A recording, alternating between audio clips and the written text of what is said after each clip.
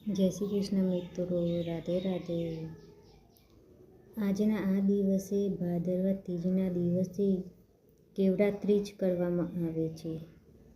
આ વ્રત કરતા સ્ત્રી પરણેલી કુંવારિકાઓ આ વ્રત કરે છે. પરણેલી સ્ત્રી પોતાના પતિના આયુષ્ય માટે કરે છે અને કુંવારિકા આ વ્રત કરે છે તે સારો પતિ મળે તે માટે કરે છે. આ વ્રત કેવડાનું ફૂલ સૂંઘીને આખો દિવસ સૂંઘવામાં આવે છે અને ભગવાન શિવની પૂજા વિધિ કરે છે. નાનું શિવલિંગ બનાવી તેની પૂજા કરવામાં આવે છે. તો આપણે એની વાર્તા સાંભળીશું. વ્રતની વિધિ.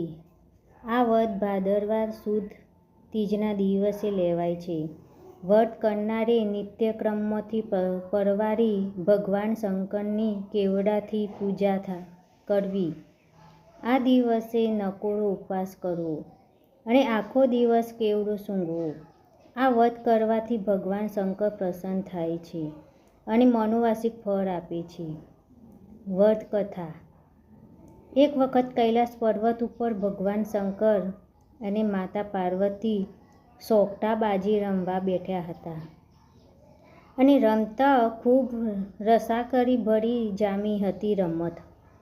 ત્યાં જ વચમાં પાર્વતીએ કંઈક યાદ આવ્યું અને ભગવાનને પૂછ્યું, બેઠા સ્વામી, તમને પામવા માટે કયું વ્રત કર્યું હશે તે મને યાદ નથી. ભોળાનાથે પાસા ફેંકતા કહ્યું, હા, મને ખ્યાલ છે. એક વખત નારદજીએ તમારા પિતા હિમાલયની મુલાકાત લીધેલી. ત્યારે નારદજીએ તમારા પિતાજી આગળ મારા ખૂબ વખાણ કર્યા હતા. એ વખતે તમે પણ ત્યાં જ હાજર હતા. તમે પણ મારા વખાણ સાંભળ્યા અને એ વખતે તમે મારી સાથે લગ્ન કરવાનું મનોમન નક્કી કર્યું. નારદજીએ વખાણ મારા કર્યા, પણ તમારા પિતાનો આગ્રહ એવો હતો કે તમારા લગ્ન વિષ્ણુ સાથે થાય. આથી તમે નારદજી ખૂબ જ ગુસ્સે થયા.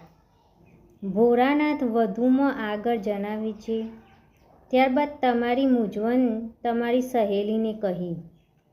સહેલીએ બધી ચિંતા છોડી વનમાં ફરવા જવાનું તમારી આગળ પ્રસ્તાવ મૂક્યો, જે તમે માન્ય રાખ્યો. એ જ પછી તમે વનમાં ફરવા ગયા. ત્યાં એક જગ્યાએ માટીનો ઢગલો પડ્યો હતો. તમે એ માટીના ઢગલા આગળ આવીને બેઠા અને સાથે રમતા રમતા માટીનું એક શિવલિંગ બનાવી દીધું.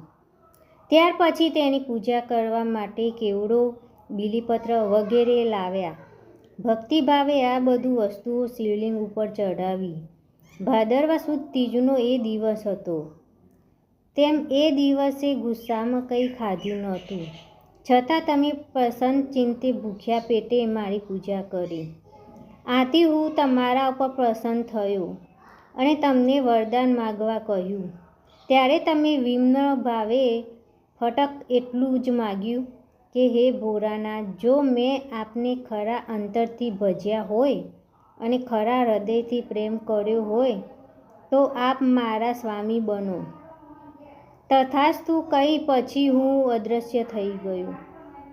ત્યાર પછી તમારા પિતા તમને શોધતા ત્યાં આવી ચડ્યા અને તમને કંઈ પૂછે એ પહેલાં જ તમે એમને જણાવી દીધું કે હું તન મનથી મારા ભોળા શંભુને વળી ચૂકી છું, માટે હવે હું અન્ય સાથે લગ્ન નહીં કરી શકું.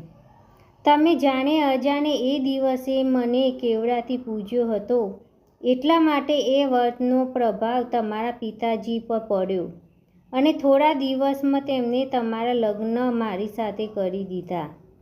ભગવાન ભોળાનાથે આગળ કહ્યું કે મારા શિવલિંગ ઉપર હંમેશા બીલીપત્રો ચડતા હતા, પરંતુ તમે જ્યારે મને કેવડો ચડાવવા માંડ્યો ત્યારથી, એટલે કે ભાદરવા સુદ ત્રીજના દિવસે જે કોઈ મને કેવડો ચડાવશે એની શ્રદ્ધા ફળશે અને દરેક મનોકામના પૂર્ણ થશે.